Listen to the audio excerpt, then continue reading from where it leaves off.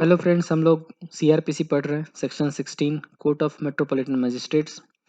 In every metropolitan area there shall be established as many courts of metropolitan magistrates and at such places as the state government may after consultation with the high court by notification specify।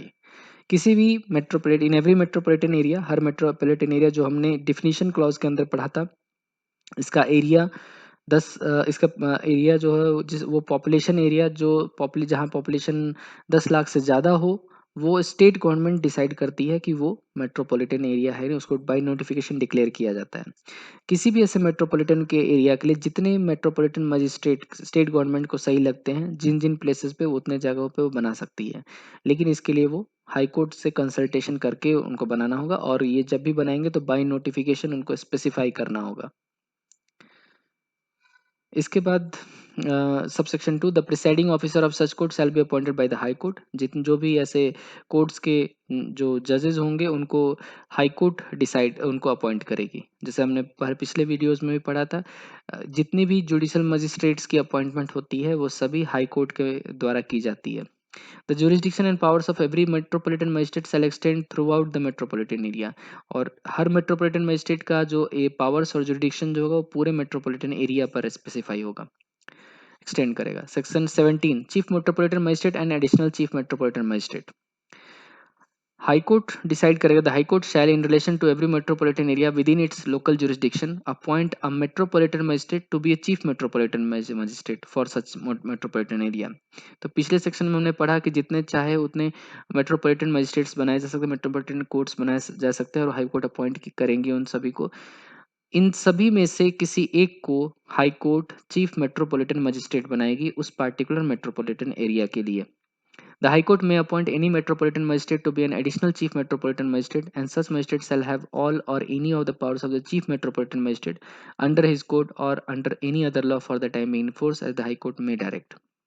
इसके अलावा जो chief metropolitan magistrate के अलावा high court चाहे तो और भी additional chief metropolitan magistrates बना सकती है या और ऐसे मजिस्ट्रेट बना सकती है जिनके पास पावर वो रहेंगे चीफ मेट्रोपॉलिटन मजिस्ट्रेट्स के। Section 18 special metropolitan magistrates. तो जैसे हमने स्पेशल जुडिशियल मजिस्ट्रेट्स पढ़ा था उसी तरीके से स्पेशल मेट्रोपॉलिटन मजिस्ट्रेट्स होते हैं। सिर्फ फर्क ये होता है कि ये मेट्रोपॉलिटन एरिया के लिए होते हैं। यानी स्टेट को हाई कोर्ट जो होगा वो जब भी स्टेट गवर्नमेंट और सेंट्रल गवर्नमेंट की तरफ से उनको कहा जाएगा, तब वो किसी भी पार्टिकुलर केस या पार्टिकुलर क्लास ऑफ केसेस के लिए वो किसी मजिस्ट्रेट को जो मेट्रोपॉलिटन एरिया में एक मेट्रोपॉलिटन मजिस्ट्रेट है उनको उस एरिया के लिए एक स्पेशल मेट्रोपॉलिटन मजिस्ट्रेट बनाया जा सकता है। प्रोवाइडेड कि no such power shall be conferred on a person unless उसके पास वो सारे क्वालिफिकेशन या एक्सपीरियंस हो जो कि हाई कोर्ट डिसाइड करेगा। यानी एक सर्टेन पोजीशन के लिए हाई कोर्ट डिसाइड करेगा कि कितना number of years of experience चाहिए, क्या क्वालिफिकेशन चाहिए। जिस आदमी में वो होगा उसी को ही स्पेशल मेट्रोपॉलिटन मजिस्ट्रेट बनाया जा सकता है। Subsection 2 such magistrates shall be called special metropolitan magistrates and shall be appointed for such term not exceeding 1 year at a time। तो इनका भी अपॉइंटमेंट जैसे स्पेशल जुडिशियल मजिस्ट्रेट का अपॉइंटमेंट एक बार में 1 साल से ज़्यादा नहीं हो सकता है, उसी तरीके से स्पेशल मेट्रोपॉलिटन मजिस्ट्रेट्स का भी टर्म एक बार में 1 साल से ज़्यादा नहीं हो सकता है, लेकिन इनको जितनी बार चाहे एक्सटेंड किया जा सकता है। सबसेक्शन 3 द हाई कोर्ट और the state government as the case may be may empower any special metropolitan magistrate to exercise in any local area outside the metropolitan area the powers of a judicial magistrate of the first class। इसके अलावा high court या फिर state government चाहे तो किसी भी special metropolitan magistrate का जो पावर है वो किसी मेट्रोपॉलिटन एरिया से भी बाहर एक्सटेंड कर सकती है किसी लोकल एरिया में जहां पर कि एक जुडिशियल मजिस्ट्रेट फर्स्ट क्लास होता है, उसके पावर्स उनको एक्सटेंड किए जा सकते हैं। Section 19 subordination of metropolitan magistrates. सारे मजिस्ट्रेट्स जो chief metropolitan magistrate and every additional chief metropolitan magistrate जो होंगे वो सेशन जज के अंडर के सबऑर्डिनेट होंगे। यानी एक सेशन डिवीजन के सेशन कोर्ट का जो जज होता है जो जिसको हम सेशन जज कहते हैं, उनके सुपरविजन के अंडर में ही आते हैं सारे मेट्रोपॉलिटन मजिस्ट्रेट्स और एडिशनल चीफ मेट्रोपॉलिटन मजिस्ट्रेट। और इसी तरह से इन्हीं सेशन जज के अंडर में आते हैं सारे चीफ जुडिशियल मजिस्ट्रेट और additional chief judicial magistrates. And every other metropolitan magistrate shall subject to the general control of session judge be subordinate to the chief metropolitan magistrate। इसके अलावा बाकी जितने भी मेट्रोपॉलिटन मजिस्ट्रेट होंगे वो सभी के सभी चीफ मेट्रोपॉलिटन मजिस्ट्रेट के सुपरविजन में काम करें, उनसे सबऑर्डिनेट होंगे वो। Subsection 2. The High Court may, for the purpose of this code, define the extent of the subordination, if any, of the additional Chief Metropolitan Magistrates to the Chief Metropolitan Magistrate. High court चाहे तो किसी खास purpose के लिए आप define कर सकती है एक्सटेंट ऑफ सबऑर्डिनेशन किसी भी एडिशनल चीफ मेट्रोपॉलिटन मजिस्ट्रेट का, वो चाहे तो किसी चीफ मेट्रोपॉलिटन मजिस्ट्रेट के रूप में उनको एक्सटेंड किया जा सकता है. Subsection 3. The Chief Metropolitan Magistrate may from time to time make rules or give general orders consistent with this code as to the distribution of business. तो जिस तरीके से हमने पढ़ा था चीफ जुडिशियल मजिस्ट्रेट के लिए, उसी तरीके से चीफ मेट्रोपॉलिटन मजिस्ट्रेट्स सभी मेट्रोपॉलिटन मजिस्ट्रेट्स के बीच में बिजनेस का डिस्ट्रीब्यूशन किस तरीके से होगा, केसेस का डिस्ट्रीब्यूशन, उसके लिए रूल्स बना सकते हैं, उसके लिए स्पेशल ऑर्डर्स दे सकते हैं.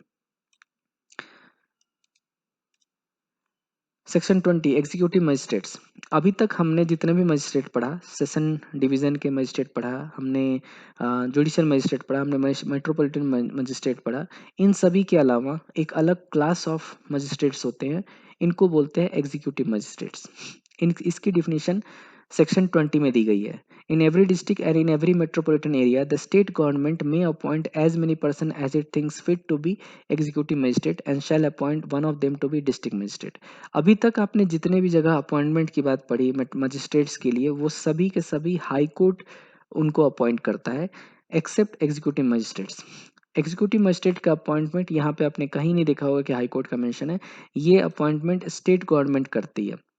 वो जितने चाहे एक या एक से ज़्यादा जितने चाहे लोगों अलग लोगों को जिनको भी उसको लगता है कि ये सही है, उन सभी को वो एग्जीक्यूटिव मजिस्ट्रेट बना सकती है, और उन सभी में से एक को किसी पार्टिकुलर डिस्ट्रिक्ट या मेट्रोपॉलिटन एरिया के लिए जितने भी एग्जीक्यूटिव मजिस्ट्रेट हैं उनमें से किसी एक को डिस्ट्रिक्ट मजिस्ट्रेट बनाया जाता है. ठीक है. इसी को शॉर्ट में हम डीएम भी कहते हैं. तो डीएम का जो अपॉइंटमेंट होता है वो सीआरपीसी के सेक्शन 20 के अकॉर्डिंग उनका अपॉइंटमेंट किया जाता है. इसका सब सेक्शन 2 बोलता है the state government may appoint any executive magistrate to be an additional district magistrate. इसी तरीके से जिस तरह से एक डिस्ट्रिक्ट के लिए एक डिस्ट्रिक्ट मजिस्ट्रेट बनाया जाता है एग्जीक्यूटिव मजिस्ट्रेट में से, उसी तरीके से उनके अंडर में से किसी एक या एक से ज़्यादा लोगों को एडिशनल डिस्ट्रिक्ट मजिस्ट्रेट भी बनाया सकता है. And such magistrate shall have the powers of district magistrate under the code और under any law for the time in force. और उनके पास वही सारे पावर्स होंगे जो डिस्ट्रिक्ट मजिस्ट्रेट के पास पावर्स होंगे.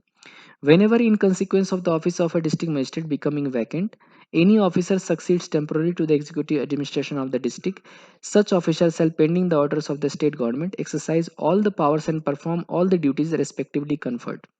कभी भी अगर ऐसा होता है कि डिस्ट्रिक्ट मजिस्ट्रेट की ऑफिस अगर वो खाली होती है किसी भी रीज़न से, तो फिर उस केस में कोई भी आदमी जो उस पोजीशन को सक्सीड करता है टेम्पररी फॉर एग्जीक्यूटिव एडमिनिस्ट्रेशन के लिए, उसके पास वो सारे पावर होते हैं और वो सारी ड्यूटीज़ परफॉर्म करने के लिए उसके पास राइट होते हैं जो कि जो एक डिस्ट्रिक्ट मजिस्ट्रेट के पास होते हैं. Subsection 4. The state government may place an executive magistrate in charge of subdivision or and may relieve him of the charge as the occasion arises, and the magistrate so placed in the charge of subdivision shall be called subdivisional magistrate. जिस तरीके से किसी भी district में आने वाले सारे executive magistrate में से एक को एक डिस्ट्रिक्ट के लिए डिस्ट्रिक्ट मजिस्ट्रेट बनाया जाता है, उसी तरीके से एक एग्जीक्यूटिव मजिस्ट्रेट को सब डिविजनल मजिस्ट्रेट बनाया जाता है जो एक पार्टिकुलर सब डिवीजन के लिए काम करते हैं. और स्टेट गवर्नमेंट जब चाहे उनको उस पोजीशन पे अप्लाई कर सकती है, इम्प्लीमेंट कर सकती है, उनको अथॉरिटी दे सकती है किसी सब डिवीजन के लिए, और जब चाहे उनसे वो अथॉरिटी ले भी रिलीव कर सकती है उनके चार्जेस के लिए. जैसे ही जिस वक्त जो ओकेजन आएगा उसके अकॉर्डिंग वो काम करेगा state government. 4A. The state government may, by general or special order, subject to such control and direction as it may deem fit to impose, delegate its power under subsection 4 to district magistrate. और ये काम जहाँ जो हमने पढ़ा कि state government decide करेगी और अपॉइंट करेगी किसी को भी as a sub divisional magistrate के लिए, ये काम स्टेट गवर्नमेंट चाहे तो बाय एक जनरल ऑर्डर और बाय स्पेशल ऑर्डर वो चाहे तो डिस्ट्रिक्ट मजिस्ट्रेट को डेलीगेट कर सकती है. इसका मतलब डिस्ट्रिक्ट मजिस्ट्रेट डीएम किसी पार्टिकुलर एरिया के लिए किसी भी एग्जीक्यूटिव मजिस्ट्रेट को वो चाहे तो उसका एसटीएम बना सकते हैं, सब डिविजनल मजिस्ट्रेट बना सकते हैं for a particular sub division. Section 5. Subsection 5. Nothing in this section shall preclude the state government from conferring under any law for the time being in force on a commissioner of police all or any of the powers of executive magistrate in relation to a metropolitan area. जो भी हमने इस अभी तक पढ़ा ये सारी चीज़ों में, इसमें स्टेट गवर्नमेंट के पास ऑथोरिटी होती है कि वो किसी भी कमिश्नरेट सिस्टम जहाँ पर पुलिस का चलता है, उसके जो पुलिस कमिश्नर होते हैं, उनके पास जो भी एग्जीक्यूटिव मजिस्ट्रेट के जितने भी ऑथोरिटीज़ होते हैं, जो एक पर्टिकुलर मेट्रोपॉलिटन एरिया से बिलोंग करते हैं, उनको वो चाहे तो दिया जा सकता है। यानी जहाँ पर भी कमिश्नरेट सिस्टम होता है, जो ऑथोरिटीज़ एग्जीक्यूटिव मजिस्ट्रेट के पास होती है, वो सारी पावर दी जा सकती है वहाँ के कमिश्नर ऑफ पुलिस को। ये था हमारा सेक्शन 20 ऑफ सीआरपीसी। नेक्स्ट है सेक्शन 21, स्पेशल एग्जीक्यूटिव मजिस्ट्रेट। तो जैसे हमने स्पेशल जुडिशियल मजिस्ट्रेट पढ़ा था, जैसे हमने जुडिशियल स्पेशल मेट्रोपॉलिटन मजिस्ट्रेट पढ़ा था, उसी तरीके से आते हैं स्पेशल एग्जीक्यूटिव मजिस्ट्रेट।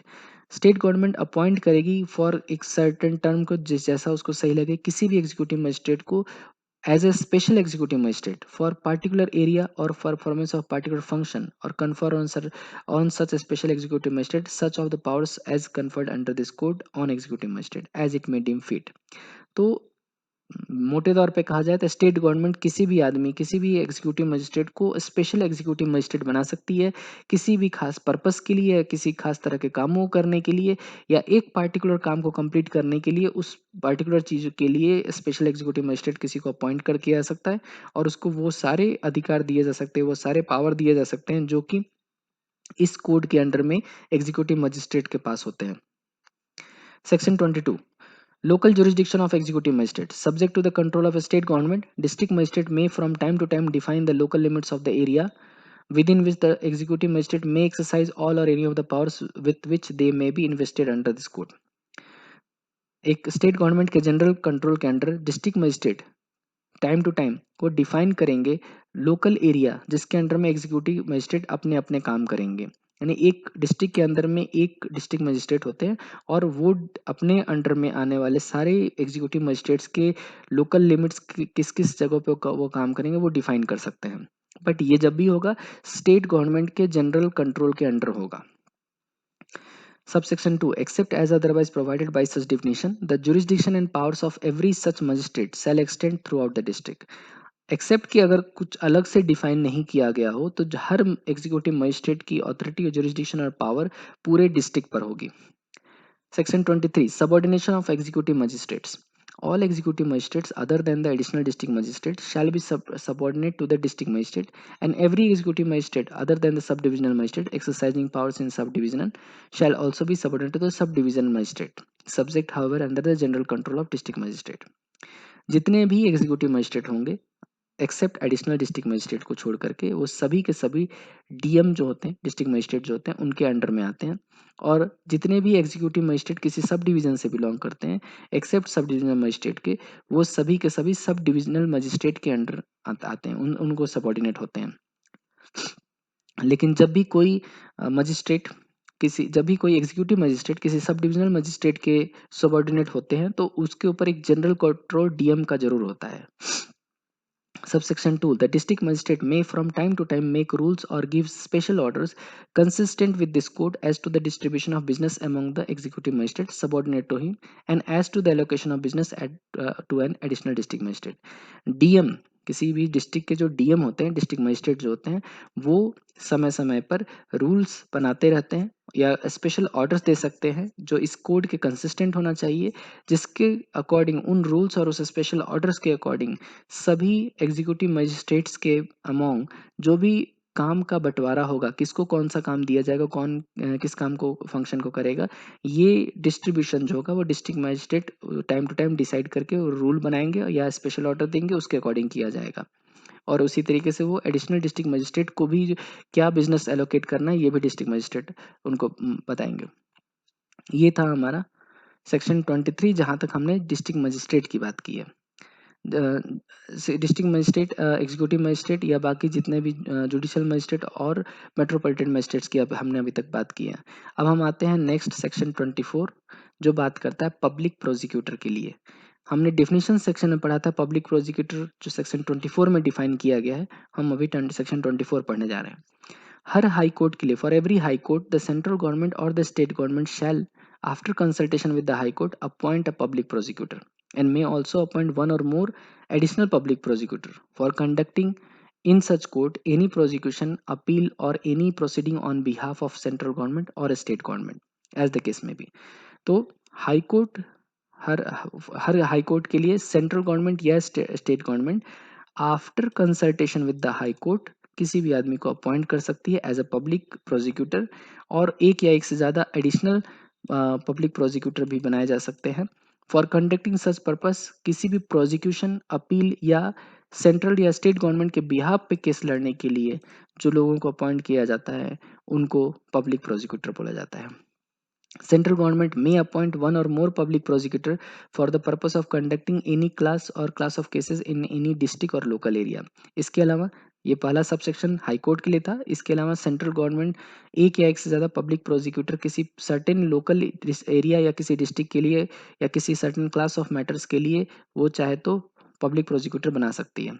उसी तरीके से एवरी डिस्ट्रिक्ट, हर डिस्ट्रिक्ट के लिए स्टेट गवर्नमेंट अपॉइंट करती है एक public prosecutor and may also appoint one और more additional public prosecutor for the district. तो सेंट्रल गवर्नमेंट सर्टेन मैटर्स के लिए किसी डिस्ट्रिक्ट या किसी लोकल एरिया में पब्लिक प्रोसिक्यूटर बना सकती है। स्टेट गवर्नमेंट हर डिस्ट्रिक्ट के लिए एक पब्लिक प्रोसिक्यूटर और हर एक से ज़्यादा एडिशनल पब्लिक प्रोसिक्यूटर बना सकती है हर डिस्ट्रिक्ट के लिए। उसी तरीके से हाई कोर्ट फॉर के लिए भी वहाँ पे स्टेट गवर्नमेंट और सेंट्रल गवर्नमेंट जिसका जुरिडिक्शन आता है, जिसके मैटर्स होते हैं, वो हाई कोर्ट से कंसल्ट करने के लिए हाई कोर्ट के लिए एक पब्लिक प्रोसिक्यूटर और एक से ज़्यादा एडिशनल पब्लिक प्रोसिक्यूटर बनाए जा सकती हैं। Provided कि public prosecutor or additional public prosecutor appointed for one district may also be appointed as an public prosecutor and additional public prosecutor as the case may be for another district। तो एक district के लिए जिस आदमी को public prosecutor या additional public prosecutor बनाया गया है उनको किसी दूसरे डिस्ट्रिक्ट के लिए भी पब्लिक प्रोसिक्यूटर या एडिशनल पब्लिक प्रोसिक्यूटर बनाया जा सकता है। Subsection 4. The district magistrate shall, in consultation with the session judge, prepare a panel of names of the persons who are, in opinion, fit to be appointed as public prosecutor or additional public prosecutor for that district. एक certain district के लिए जो उस area के DM होते हैं वो उस एरिया के सेशन जज से कंसल्ट करने के बाद एक पैनल बनाते हैं, जिस पैनल में नेम्स ऑफ पर्सन होते हैं, नेम्स ऑफ एडवोकेट्स होते हैं, जिनको फिट माना जाता है कि वो पब्लिक प्रोसिक्यूटर या एडिशनल पब्लिक प्रोसिक्यूटर के रूप में उनका अपॉइंट किया जा सकता है उस डिस्ट्रिक्ट के लिए। सबसेक्शन 5 बोलता है no person shall be appointed by the state government as public prosecutor और additional public prosecutor for the district unless his name appears in the panel of name prepared by the district magistrate under subsection 4। तो ये जो हमने subsection 4 में पढ़ा कि हाँ district magistrate session जज से कंसल्ट करके एक पैनल बनाएंगे जिस उन लोगों का जो फिट है पब्लिक प्रोसिक्यूटर या एडिशनल पब्लिक प्रोसिक्यूटर बनाए जाने के लिए। तो इसका पर्पस ये होता है कि जिन लोगों का नाम उस पैनल में आएगा स्टेट गवर्नमेंट उन्हीं को पब्लिक प्रोसिक्यूटर या एडिशनल पब्लिक प्रोसिक्यूटर बना सकती है उस पार्टिकुलर डिस्ट्रिक्ट के लिए। Subsection 6. Notwithstanding anything contained in subsection 5, wherein a state there exists a regular cadre of prosecuting officer, state government shall appoint a public prosecutor or an additional public prosecutor only from among the person constituting such cadre. लेकिन अगर किसी state में जहां पर कि एक regular cadre बनाया गया है प्रोसिक्यूटिंग ऑफिसर्स के लिए, किसी भी कोर्ट के प्रोसिक्यूटिंग ऑफिसर्स की अगर अगर वहाँ पे कैडर बनाया गया है तो स्टेट गवर्नमेंट उस केस में जो प्रीवियस सबसेक्शन में पढ़ा उसकी ज़रूरत नहीं है। वहाँ पे स्टेट गवर्नमेंट जिन लोगों का नाम उस कैडर से जो लोग बिलोंग करेंगे उनको ही पब्लिक प्रोसिक्यूटर या एडिशनल पब्लिक प्रोसिक्यूटर बनाया जा सकता है। Provided that where in the opinion of the state government no suitable person is available in such cadre for such appointment, that government may appoint a person as public prosecutor or additional public prosecutor as the case may be from the panel of names prepared by the district magistrate under section 4। लेकिन अगर कभी भी state government को ऐसा लगता है कि कोई सुटेबल पर्सन उस कैडर के लिए फिलहाल अवेलेबल नहीं है जिसको अपॉइंट किया जा सके पब्लिक प्रोसिक्यूटर या एडिशनल पब्लिक प्रोसिक्यूटर के लिए, तब उस केस में डिस्ट्रिक्ट मजिस्ट्रेट ने जो सब सेक्शन 4 में सेशन जज के साथ मिल करके एक पैनल जो बनाया है उसमें से लोगों को लेकर के ही पब्लिक प्रोसिक्यूटर और एडिशनल पब्लिक प्रोसिक्यूटर बनाया जा सकता है। Explanation for the purpose of this subsection, regular cadre of prosecuting officers का मतलब a cadre of prosecuting officers which include there in the post of public prosecutor by whatever name or which provides for the promotion of assistant public prosecutors by whatever name called to that post। जब भी हम regular cadre of prosecuting officers की बात करते हैं तो इसमें वो सारे लोग आते हैं चाहे उनका जिस भी नाम से उस स्टेट में उनको बुलाया जाता हो, उन सभी को जो कि एज अ पब्लिक प्रोसिक्यूटर के पोस्ट पे हो या फिर वो लोग जो असिस्टेंट पब्लिक प्रोसिक्यूटर एपीपी के पोस्ट पे उनको प्रमोट करके अगर वहाँ बनाया जा सकता है तो उन सारे लोग को उसमें समझा जाएगा। Prosecuting officer means a person by whatever name called appointed to perform the function of public prosecutor, additional public prosecutor or an assistant public prosecutor। जब भी हम प्रोसिक्यूटिंग ऑफिसर्स की बात करते हैं तो उसमें जो public prosecutor, additional public prosecutor और असिस्टेंट पब्लिक प्रोसिक्यूटर आते हैं, ये तीनों ही उसके अंडर उस डिफिनीशन में आते हैं। Section 24, subsection 7. A person shall be eligible to be appointed as public prosecutor as an additional public prosecutor under section 1, 2, 3 or 6 only if he has been in practice as an advocate for not less than 7 years. अगर कोई आदमी as an advocate 7 सालों तक practice जिसने किया हो, वही आदमी एलिजिबल होता है पब्लिक प्रोसिक्यूटर या एडिशनल पब्लिक प्रोसिक्यूटर के रूप में बनाए जाने के लिए। Section 8. The central government or the state government may appoint for the purpose of any case or any class of cases a person who has been in practice as an advocate for not less than 10 years as a special public prosecutors. इसके अलावा एक अलग category of public prosecutor होता है जिसको हम बोलते हैं स्पेशल पब्लिक प्रोसिक्यूटर, और इनके पास कम से कम 10 साल का एज एन एडवोकेट प्रैक्टिस करने का एक्सपीरियंस होना चाहिए, तब किसी भी आदमी को सेंट्रल गवर्नमेंट या स्टेट गवर्नमेंट किसी पार्टिकुलर टाइप ऑफ केसेस के लिए स्पेशल पब्लिक प्रोसिक्यूटर बना सकती है। Provided that the court may permit the victim to engage as an advocate of his choice to assist the prosecution under this subsection। लेकिन court चाहे तो permit कर सकती है विक्टिम को कि वो किसी दूसरे एडवोकेट को एंगेज कर सके जो उसकी पसंद का हो, to assist the prosecution under this sub section, और ताकि वो प्रोसिक्यूशन को असिस्ट करने के लिए। Subsection 9. For the purpose of subsection 7 and subsection 8, the period during which a person has been in practice as a pleader or as a rendered, whether before or commencement of this act, service as a public prosecutor or as an additional public prosecutor or assistant public prosecutor or any other prosecuting officer by whatever name, shall be deemed to be the period during which such person has been in practice as an advocate। तो जब उसके experience calculation के लिए किसी आदमी का, किसी भी प्लीडर का, जो जिस भी ड्यूरेशन के लिए, जब वो चाहे वो पब्लिक प्रोसिक्यूटर के लिए हो या एडिशनल पब्लिक प्रोसिक्यूटर के लिए हो या असिस्टेंट पब्लिक प्रोसिक्यूटर के लिए हो या किसी भी और प्रोसिक्यूटिंग ऑफिसर के लिए किया जाता हो, जिस भी ड्यूरेशन के लिए वो इन प्रैक्टिस था वो सभी को इसमें काउंट किया जाएगा। वो प्रैक्टिस एक कंटिन्यूअस पीरियड हो सकती है या ब्रोकन इनटू सर्टेन पार्ट्स हो सकती है, बट टोटल ड्यूरेशन उतनी होनी चाहिए। नेक्स्ट है section 25, assistant public prosecutors. The state government shall appoint in every district one or more assistant public prosecutors for conducting prosecutions in the court of magistrates। ऊपर जो हमने पढ़ा सेक्शन 24 वो public prosecutors के लिए था। अब हम सेक्शन 25 में पढ़ रहे हैं असिस्टेंट पब्लिक प्रोसिक्यूटर्स। इनका अपॉइंटमेंट स्टेट गवर्नमेंट करती है हर डिस्ट्रिक्ट के लिए एक या एक से ज़्यादा असिस्टेंट पब्लिक प्रोसिक्यूटर, जो कि उस कोर्ट के जो कोर्ट ऑफ मजिस्ट्रेट्स होते हैं उनके अंडर में प्रोसिक्यूशंस को डील करने के लिए। इसमें सेक्शन इंसर्ट किया गया 1A। The central government may appoint one और more assistant public prosecutors for the purpose of conducting any case और class of cases in the court of magistrate. इसके अलावा सेंट्रल गवर्नमेंट भी अपने मैटर्स को deal करने के लिए एक या एक से ज़्यादा असिस्टेंट पब्लिक प्रोसिक्यूटर बना सकते हैं for a certain particular cases. Subsection 2, save as otherwise provided in the subsection 3, no police officer shall be eligible to be appointed as an assistant public prosecutor। Except जो कि अभी हम sub section 3 में पढ़ेंगे, उनको छोड़ करके कभी भी किसी पुलिस ऑफिसर को असिस्टेंट पब्लिक प्रोसिक्यूटर नहीं बनाया जा सकता है। अब सेक्शन 3 में क्या है, where no assistant public prosecutor is available for a particular case, तब उस केस में अगर कभी असिस्टेंट पब्लिक प्रोसिक्यूटर अवेलेबल नहीं है तो डिस्ट्रिक्ट मजिस्ट्रेट किसी भी आदमी को असिस्टेंट पब्लिक प्रोसिक्यूटर के रूप में उसको चार्ज दे सकते हैं, प्रोवाइडेड कि वो जब भी किसी आदमी को दिया जाएगा तो वो आदमी अगर पुलिस ऑफिसर है shall not be so appointed if he has taken part in any part in investigation into the offence with respect to which the accused is been prosecuted.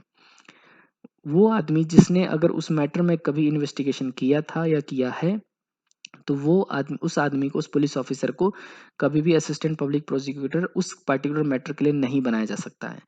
इसके अलावा दूसरा कंडीशन है कि if he is below the rank of inspector, और अगर वो आदमी inspector के रैंक के नीचे आता है तब भी उसको असिस्टेंट पब्लिक प्रोसिक्यूटर किसी भी मैटर के लिए नहीं बनाया जा सकता है। तो इन दोनों मैटर को छोड़ करके अगर बाकी सारे टर्म्स को देखा जाए, यानी कोई पुलिस ऑफिसर जो इंस्पेक्टर के रैंक के ऊपर या उसके बराबर है और उसके अलावा वो उसने किसी मैटर के इन्वेस्टिगेशन का पार्ट नहीं था, तब उस आदमी को डिस्ट्रिक्ट मजिस्ट्रेट चाहे तो किसी पार्टिकुलर केस के लिए उनको असिस्टेंट पब्लिक प्रोसिक्यूटर बनाया जा सकता है। 25A directorate of prosecution. Her state government अपने हिसाब से एक डायरेक्टरेट ऑफ प्रोसिक्यूशन बनाएंगी, जिसमें एक डायरेक्टर ऑफ प्रोसिक्यूशन होंगे और इसके अलावा जितने चाहें डिप्टी डायरेक्टर ऑफ प्रोसिक्यूशन होंगे। Subsection 2, a person shall be eligible to be appointed as a director of prosecution or a deputy director of prosecution only if he has been in practice as an advocate for not less than 10 years। तो director और assistant और deputy director बनने के लिए कम से कम जो experience चाहिए वो 10 साल का चाहिए as an advocate. And such appointment shall be made with the concurrence of the chief justice of the high court. और ये यहाँ पे सिर्फ हाई कोर्ट नहीं मेंशन्ड है, यहाँ पे ये कंकरेंस होना चाहिए chief justice of that high court. Head of the director of prosecution जो होंगे वो डायरेक्टर ऑफ प्रोसिक्यूशन होंगे, who shell function under the administrative control of head of home department. तो ये जो head of directorate of prosecution, जिनको कि director of prosecution हम बोलेंगे, ये under the administrative control of home department के जो हेड होंगे, जो सेक्रेटरी होंगे, उनके अंडर में ये आएंगे। Every deputy director of prosecution shall be subordinate to the director of the prosecution. तो होम डिपार्टमेंट के अंदर डायरेक्टर ऑफ प्रोसिक्यूशन, डायरेक्टर के अंदर डेप्यूटी डायरेक्टर्स। इसके अलावा every public prosecutor, additional public prosecutor and special public prosecutor जो भी appoint किए गए हैं, वो उन सभी को conduct the cases in high court shall be subordinate to the director of prosecution. और ये सारे public prosecutor, additional public prosecutor या स्पेशल पब्लिक प्रोसिक्यूटर वो सभी के सभी डायरेक्टर ऑफ प्रोसिक्यूशन के अंडर आएंगे। इसके अलावा every public prosecutor, additional public prosecutor या स्पेशल पब्लिक प्रोसिक्यूटर जो भी अपॉइंट किए गए हैं स्टेट गवर्नमेंट के द्वारा सेक्शन सबसेक्शन 3 या सबसेक्शन 8 के अकॉर्डिंग ऑफ सेक्शन 24, जो किसी भी केसेस में डिस्ट्रिक्ट कोर्ट या किसी भी and every assistant public prosecutor जिनको कि सेक्शन 25 के अंडर बनाया गया है, shall be subordinate to the deputy director of the prosecution. इसके अलावा सेक्शन सब सेक्शन 7 बोलता है the power and the functions of the director of prosecution and the deputy director of prosecution and the areas for each of the deputy director of prosecution have been appointed shall be such as the state government में by notification specify. और इसके अलावा state government decide करेगी कि जितने भी deputy directors of prosecution है उन सभी का क्या पावर और फंक्शंस होंगे, उनके क्या एरियाज होंगे, ये सारा कुछ स्टेट गवर्नमेंट डिसाइड करेगी।